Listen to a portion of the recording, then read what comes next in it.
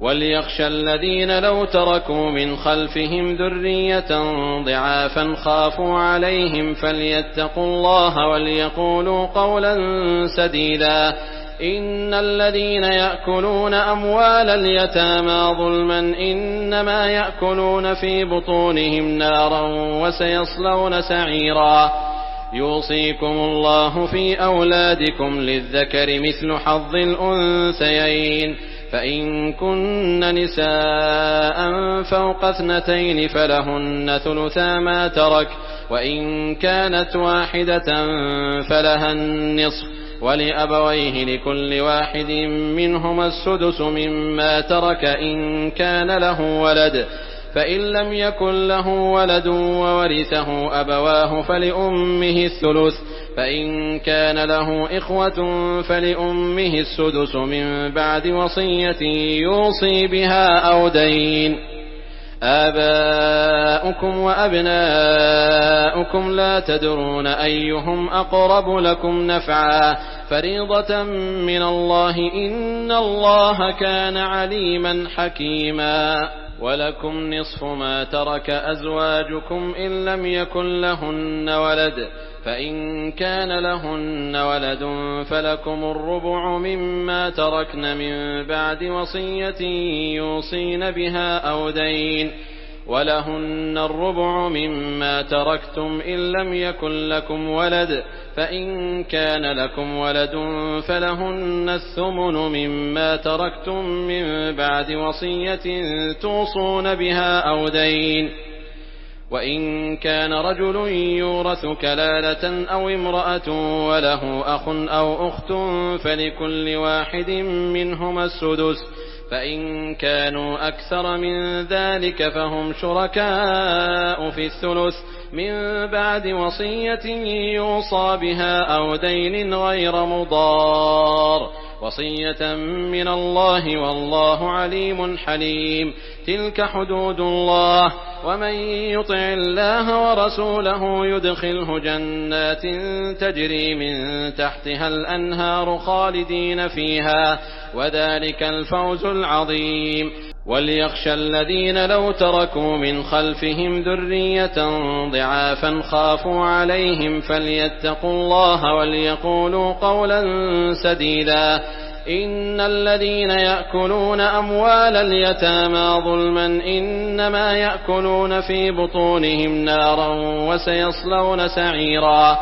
يوصيكم الله في أولادكم للذكر مثل حظ الأنثيين، فإن كن نساء فوق 2 فلهن ثلثا ما ترك، وإن كانت واحدة فلها النصف، ولأبويه لكل واحد منهما السدس مما ترك إن كان له ولد، فإن لم يكن له ولد وورثه أبواه فلأمه الثلث، فإن كان له إخوة فلأمه السدس من بعد وصية يوصي بها أو دين. آباؤكم وأبناؤكم لا تدرون أيهم أقرب لكم نفعا فريضة من الله إن الله كان عليما حكيما. ولكم نصف ما ترك أزواجكم إن لم يكن لهن ولد، فإن كان لهن ولد فلكم الربع مما تركن من بعد وصية يوصين بها أو دين، ولهن الربع مما تركتم إن لم يكن لكم ولد، فإن كان لكم ولد فلهن الثمن مما تركتم من بعد وصية توصون بها أو دين. وإن كان رجل يورث كلالة أو امرأة وله أخ أو أخت فلكل واحد منهما السدس، فإن كانوا أكثر من ذلك فهم شركاء في الثلث من بعد وصية يوصى بها أو دين غير مضار، وصية من الله والله عليم حليم. تلك حدود الله ومن يطع الله ورسوله يدخله جنات تجري من تحتها الأنهار خالدين فيها وذلك الفوز العظيم. وليخشى الذين لو تركوا من خلفهم ذرية ضعافا خافوا عليهم فليتقوا الله وليقولوا قولا سديدا. إن الذين يأكلون أموال اليتامى ظلما إنما يأكلون في بطونهم نارا وسيصلون سعيرا.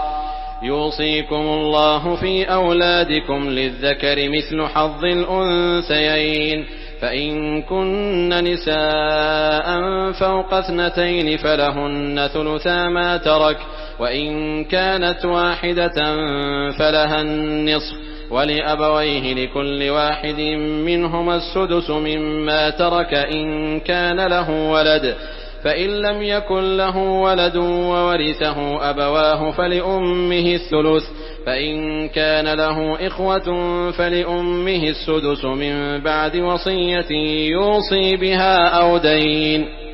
آباؤكم وأبناؤكم لا تدرون أيهم أقرب لكم نفعا فريضة من الله إن الله كان عليما حكيما.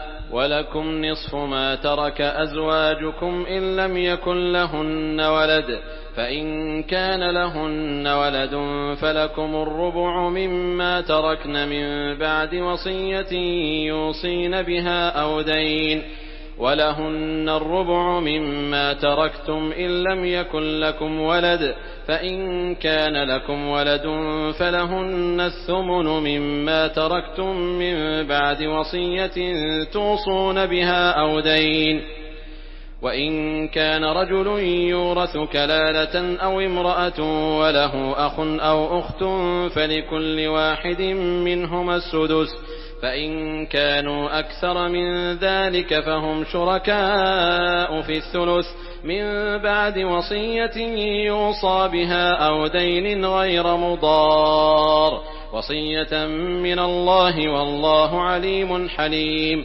تلك حدود الله ومن يطع الله ورسوله يدخله جنات تجري من تحتها الأنهار خالدين فيها وذلك الفوز العظيم.